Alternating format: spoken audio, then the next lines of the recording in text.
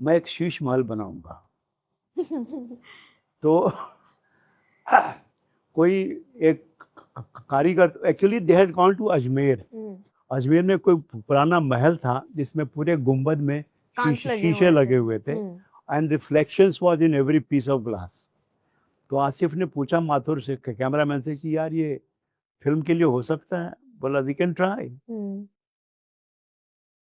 तो बोला कि नहीं, ये गुंबद नहीं, हम मेरा पूरा महल शीशे का होगा।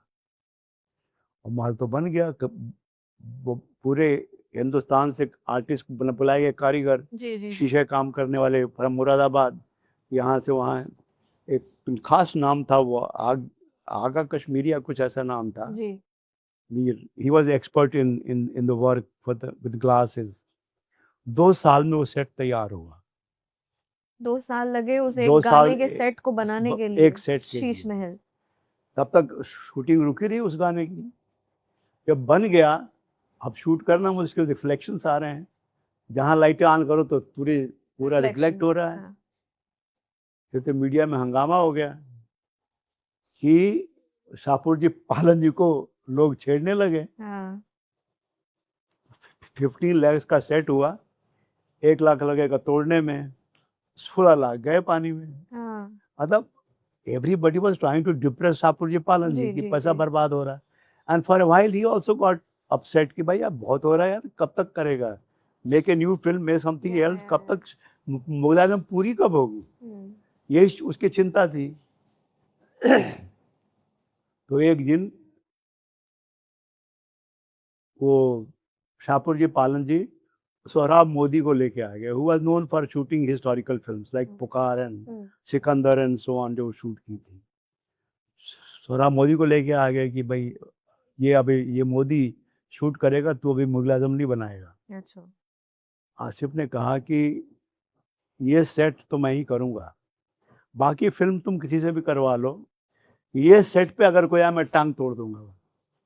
और मोदी के सामने, सोहराब मोदी के सामने बोलता है, इस सेट पे अगर कोई आया मेरे सिवा तो मैं टांग तोड़ दूंगा, बाकी तुम किसी से भी करवा लो, आई डोंट केयर। गुंडा जैसा मतलब he was not a good looking man, he was very rough, जबान भी उसकी रफ थी, but what a director, what a humor. So they called from Hollywood 3 directors, David Lean, Fritz Lang and Roberto Rossellini. Rossellini from Italy, David Lean and Fritz Lang from Hollywood, to advise how to shoot in this शीशे का set. And उन्होंने भी हाथ खड़े कर दिए, आए तीनों, और तीनों ने हाथ खड़े कर दिए कि नहीं, ये तो यहाँ तो शूटिंग हो ही नहीं सकती जी। शीशे के सेट पर शूटिंग हो ही नहीं सकती जी। तो फिर एक दिन क्या हुआ कि Mathur was setting up the lighting, trying to find a way, और उसने लाइट के सामने अपना रुमाल ऐसा रखा। Then the light was not so strong, not so reflected in the mirror, light was bouncing. तो उसने कहा कि Asif, get some reflector papers, white paper मंगाओ कार पर। तो आजू बाजू से मंगाए गए paper, and Mathur put white paper all over. पहली बार हिंदी सिनेमा में बाउंस लाइट का इस्तेमाल हुआ। Bounce light, the light was bounced on the white paper and from the white paper the light bounced back on the actors, so there was no reflection because it was bounce light. उसके अलावा he put a thin layer of wax on every piece of glass. जितने टुकड़े लगे थे पूरे set पे, हर glass के टुकड़े पे वैक्स लगाया गया। हाँ, वैक्स की थिन लेयर हाथ से लगानी पड़ी, लगाई, तब उससे और भी रिफ्लेक्शन कम हो गया, तब जाके वो मशहूर गाना शूट हुआ।